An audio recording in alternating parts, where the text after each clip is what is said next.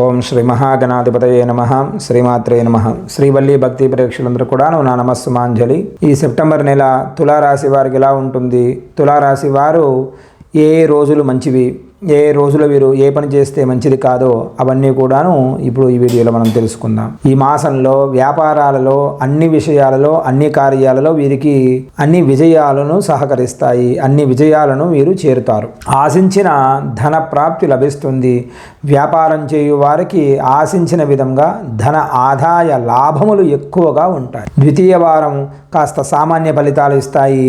తృతీయ వారంలో కుటుంబంలో మానసిక అశాంతి నెలకొంటుంది. అంతేకాకుండా ఈ నెల కెరీర్ కోణం నుండి చూస్తే మీకు అనుకూలమైన పరిస్థితులను ఏర్పడే అవకాశం ఉంటుంది. ఈ నెల ప్రారంభంలో 12వ ఇంటికి అధిపతి అయిన బుధుడు 10వ ఇంటికి అధిపతిగా ఉంటాడు. దీనివల్ల మీకు మంచి అవకాశాలు కలిసి వస్తాయి. మంచి అవకాశాలను మీరు అందిపుచ్చుకోవడం మాత్రమే మీకు మీ దగ్గర ఉన్న టైం. మీకు కెరీర్ పరంగా మంచి పురోగతిని కూడా సాధిస్తారు. కొత్త అవకాశాలు వస్తాయి. ఉద్యోగాలు మారే అవకాశం కూడా ఎక్కువగా కనబడుతుంది. ఈ రాశివారు కెరీర్ పరంగా ఆలోచిస్తే మీకు అనుకూలమైన పరిస్థితులు ఏర్పడే అవకాశాలు ఎక్కువగా కనబడుతున్నాయి. ఉద్యోగ జీవనంలో ఉండే అనుకూలమైన మార్పులు చోటు చేసుకుంటాయి. మీరు ఉద్యోగాలు చేసేవారైతే కాస్త మార్పులు కూడా వెళ్ళే అవకాశం ఉన్నాయి. అంటే ట్రాన్స్ఫర్స్ కట్రా అవుతాయి.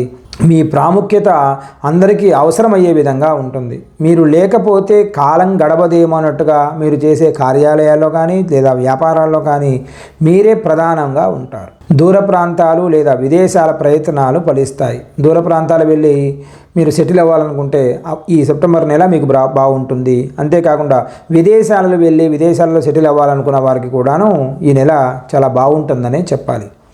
అదేవిధంగా విద్యార్థులకు ఈ నెల పరీక్ష కాలం అని చెప్పాలి.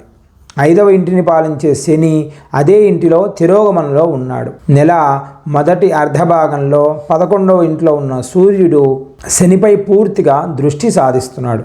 ఇది ఏకాగ్రత లోపానికి కారణమవుతుంది. కాబట్టి గత తప్పిదాల గురించి ఆలోచించడం వల్ల ఎలాంటి బాధ కలిగిస్తుంది తప్ప ముందుకు పోవడానికి మీకు ఛాన్సెస్ లేవు. కాబట్టి గతం జరిగినది ఏం జరిగిందో వదిలేసేయండి. ఇప్పుడు జరిగే భవిష్యత్తు వర్తమానం అంతా కూడా మీరు చూసుకుంటూ ఆలోచించి తగు నిర్ణయాలు తీసుకోవాలి. విద్యను ఎలా అభ్యసించాలి, విద్యార్థులు ఎలా ముందుకు వెళ్ళాలి, అలాంటి విషయాల మీద కాస్త మీరు ఫోకస్ చేయండి. ఖచ్చితంగా మీకు సక్సెస్ రేటు బ్రహ్మాండంగా ఉంటుంది. విద్యార్థులు మాత్రం మర్చిపోకూడదు. కాన్సన్ట్రేషన్ మాత్రం మిస్ కావద్దండి. అదేవిధంగా కొత్తగా వచ్చే ప్రాబ్లమ్స్ కూడా మధ్యలో కనబడుతూ ఉన్నాయి విద్యార్థులకు. కాబట్టి చదువుపైన శ్రద్ధగా ఉండండి. శ్రద్ధ పెట్టి మీ కార్యాలను పూర్తి చేసుకోండి. ఇంటికి సంబంధించిన విషయం కుటుంబ జీవితానికి పరంగా వస్తే ఈ నెలలో కాస్త ఇబ్బందిగా ఉందనే చెప్పాలి. 2వ ఇంటిని పాలించే కుజుడు ఈ నెల మొత్తం అంతా కూడాను 9వ ఇంట్లో నివసిస్తాడు. విస్తృతమైన కుటుంబ ప్రయత్నాలు, ప్రయాణాలు, తీర్థయాత్రలు, విహారయాత్రలు, ఎక్కువగా ఖర్చులు చేసే అవకాశాలు ఎక్కువగా కనబడుతున్నాయి. మీరు ఏ పని మొదలైన పెట్టండి, ఆ పనంతా కూడా చివరిదాకా వచ్చేసరికి అది ఖర్చుతో కూడుకున్నదిగా ఉంటుంది. కుటుంబ సభ్యుల మధ్య అనారోగ్యములకు కూడా ధన వ్యయం ఎక్కువగా ఖర్చు అవుతుంది.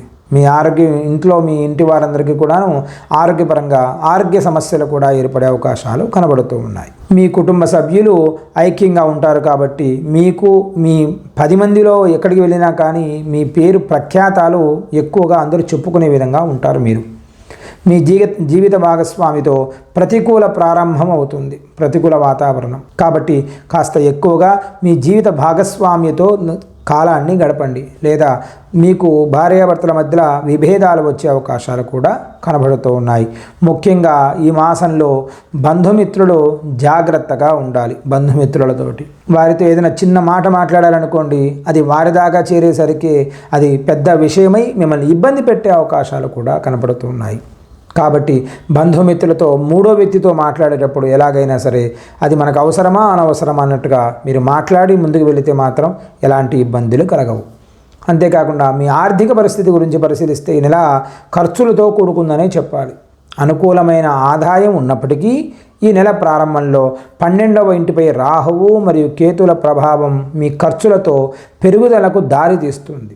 కానీ ఇంకా బృహస్పతి దైవిక గురువు వ్యవహరిస్తున్న గురువు 8వ ఇంట్లో నివసిస్తాడు కాబట్టి మరియు నెలలో 12వ ఇంటిపై దృష్టి పెట్టడం వల్ల ఖర్చులు పెరగడానికి కూడా దోహదపడుతుంది. ఆదాయం బాగుంది, అదేవిధంగా ఖర్చులు కూడా పెరుగుతాయి. అది ఎలాంటి ఖర్చులు? ఇంటింటి వాళ్ళందరికీ కూడా ఆరోగ్యపరంగా ఖర్చు అవుతుంది, విదేశాలకు వెళ్ళడానికి విదేశాల ఖర్చు, ఇంట్లో ప్రయాణాల ఖర్చు, క్షేత్రాల ఖర్చు, ఇలా ఏది వెళ్ళినా కానీ ఖర్చు ఖర్చు ఖర్చు. కాబట్టి ఖర్చుల పరంగా జాగ్రత్తగా ఉండండి. మరియు ఈ నెల 16వ తేదీ నుండి 12వ ఇంటికి సూర్యుడు మారడం వల్ల మీ ఖర్చులు పెరుగుతాయి. కాబట్టి మీ ఖర్చును మీరు నోటీస్ చేసి పెట్టుకోవాలి. ఇది అవసరమా అనవసరమా, అవసరమా అనవసరమా. అవసరమైతే ముందుకు వెళ్ళండి, అనవసరమైతే అక్కడ మీరు ఖర్చు చేసేసి ముందుకు వెళితే మాత్రం ఎలాంటి ఇబ్బందులు కలగవు. మీకు మళ్ళీ 4వ వారం బ్రహ్మాండంగా ఉంటుంది. ఈ మాసంలో ప్రథమ మరియు 4వ వారం, మొదటి వారము మరియు 4వ వారాలు మంచివి ఈ రాశి వారికి. 2వ వారము 3వ వారం కాస్త ఇబ్బందిగా ఉంటుంది. ఈ నెలలో మీ ఆరోగ్యం కాస్త రాజీ పడే అవకాశం కూడా కనబడుతుంది. ఎందుకంటే కొద్ది ఆరోగ్యం అంతంత మాత్రంగానే ఉంటుంది.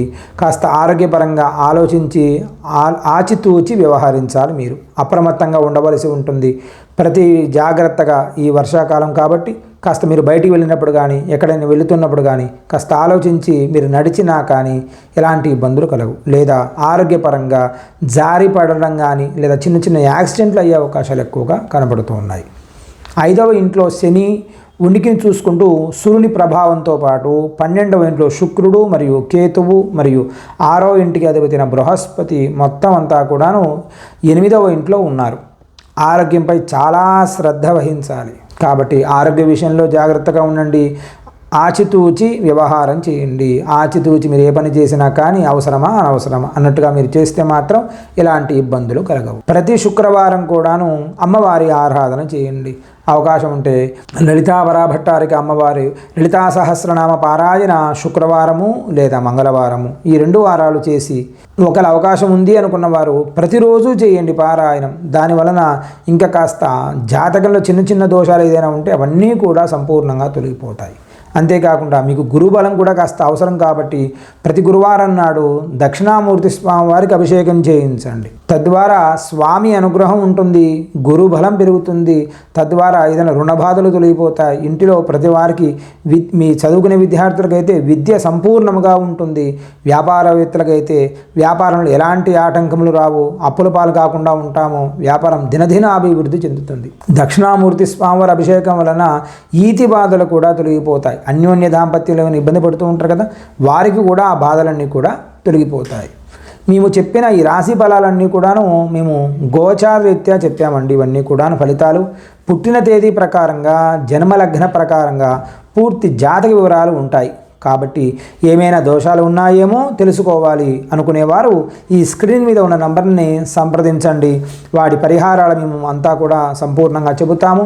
ఆ సంపూర్ణంగా గ్రహ దోషాలు ఏమైనా ఉంటే సంపూర్ణంగా మీరు చేసుకొని ఆనందంగా ఉండాలని కోరుకుంటూ మీ శ్రీకాంత్ శర్మ. మంగళం మహత్తు. స్వస్తి.